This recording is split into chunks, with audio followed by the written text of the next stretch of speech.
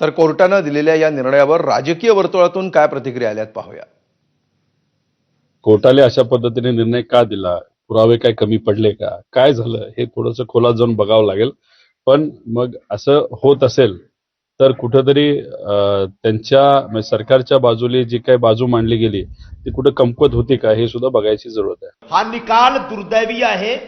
High court मधून असा एक निकाल आहे की ज्यांना पकडलं त्यांच्यामध्ये कोणीही जबाबदार नाही तो बॉम्बस्फोटचा।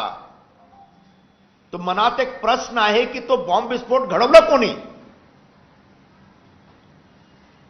जो आमची जांच एजन्सी आहे त्यांच्या कामामध्ये काही कमी राहिलेली आहे का? माननीय मुख्यमंत्र्यांशी आम्ही बोलू, सर्वच बोलतील।